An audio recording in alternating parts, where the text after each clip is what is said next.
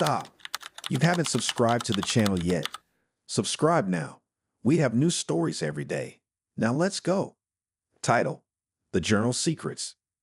John and Emily Thompson were the picture of modern success. In their early 30s, they lived in a luxurious penthouse overlooking Central Park. Both came from well-to-do families. John was a top investment banker on Wall Street, and Emily was an esteemed art curator who frequently hosted exhibitions for up-and-coming artists. They met 5 years ago at an exclusive art gallery opening in Solo. It was a crisp autumn evening when John first laid eyes on Emily. She stood gracefully beside a vibrant abstract painting, her emerald green dress matching her eyes. Her auburn hair cascaded over her shoulders as she passionately discussed the artwork with a small group. Intrigued by her intellect and beauty, John approached, and soon they were engrossed in conversation that lasted the entire evening. Their whirlwind romance led to a fairy tale wedding, and soon after, they welcomed their son, Alexander. At 7 years old, Alexander was the center of their world, a bright, inquisitive child who excelled at the prestigious Dalton School. He played the piano, spoke basic French, and had a penchant for sketching, much like his mother. Life was busy but fulfilling. Between John's high-stakes finance world and Emily's bustling art events, they managed to carve out quality family time. Sunday brunches, museum visits, and sailing trips on the Hudson River were regular fixtures in their lives.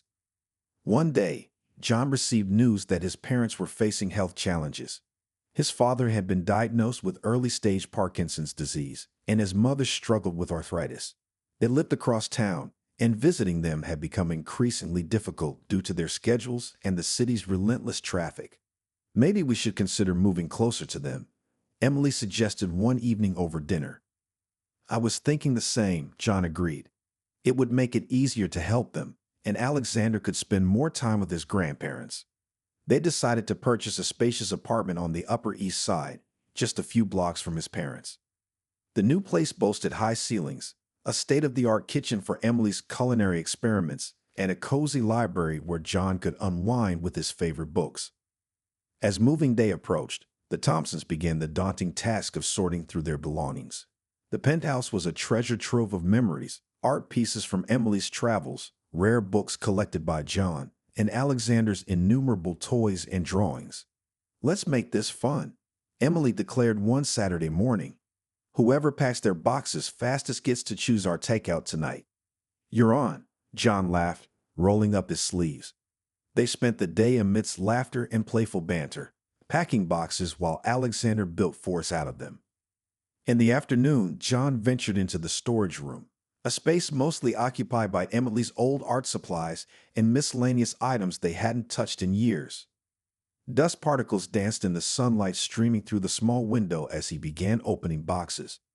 He stumbled upon a shoebox tucked away in the far corner. Lifting the lid, he found a beautifully bound journal. Its cover was made of rich burgundy leather, soft to the touch, with intricate gold embossing along the edges. A satin ribbon peeked out from between the pages. "What's this doing here?" he murmured. He opened it to the first page and recognized Emily's elegant cursive. Curiosity sparked, but he knew he shouldn't invade her privacy. Yet something compelled him to look closer. He skimmed a few lines but couldn't grasp the context immediately. Realizing Emily could walk in at any moment, he decided to preserve the contents for later. With his heart pounding, John discreetly pulled out his phone. His hands trembled slightly as he began photographing each page, careful to capture them clearly. He snapped as many as he could before hearing Emily's footsteps approaching. "John, need any help?" Her voice echoed from the hallway. Quickly, he closed the journal and returned it to its original place. "All good here. Just about finished," he called back, trying to sound casual. He joined her in the living room, helping pack up the last of their belongings. Over the next week, the family settled into their new home. The transition kept them busy, decorating rooms, organizing closets, and exploring the neighborhood parks with Alexander. One evening, after tucking Alexander into bed and reading him a chapter from his favorite adventure novel, John found himself alone in his new study. The city skyline twinkled through the floor-to-ceiling windows. He poured himself a glass of scotch and settled into the leather armchair. He remembered the photos on his phone. A mix of guilt and curiosity washed over him. Taking a deep breath, he opened the gallery and began to read. April 5, 2020. Day 20 of lockdown. The city is eerily quiet, a stark contrast to its usual buzz. Today, something unexpected happened. At the small organic market around the corner, I met Daniel. Tall, with dark, wavy hair and piercing green eyes that seemed to smile even with the mask on. We both reached for the last bunch of kale, and our hands touched. We laughed awkwardly, and he insisted I take it. We ended up talking for half an hour in the aisle, sharing quarantine woes and recipe tips. There's a warmth to him that I can't quite explain. John's brow furrowed.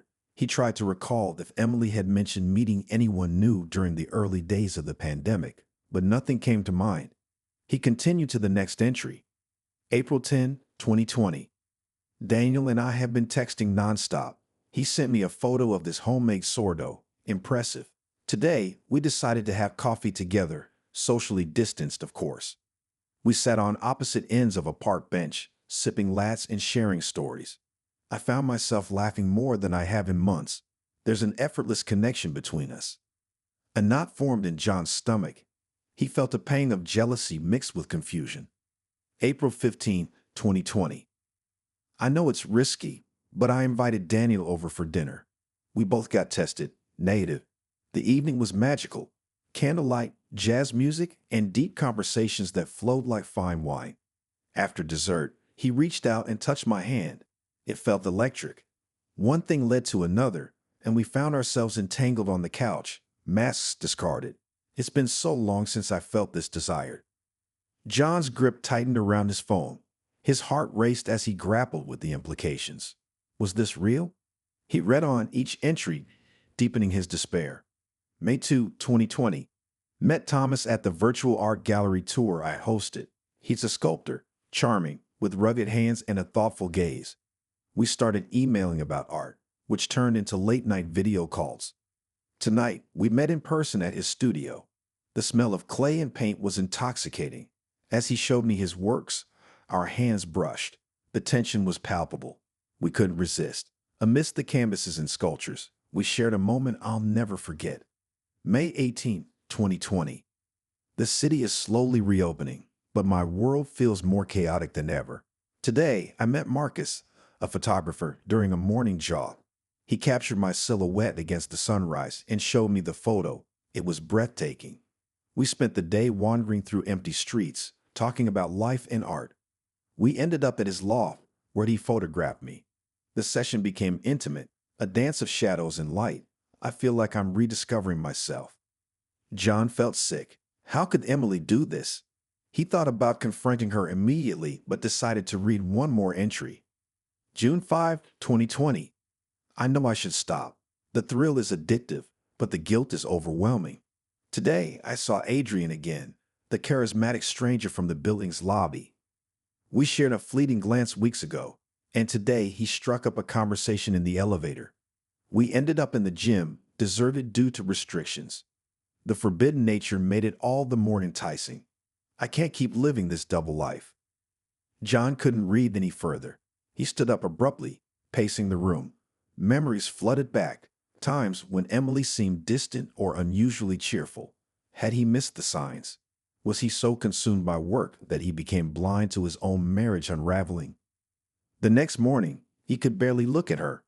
At breakfast, Emily chatted about Alexander's upcoming piano recital and a new artist she was excited about.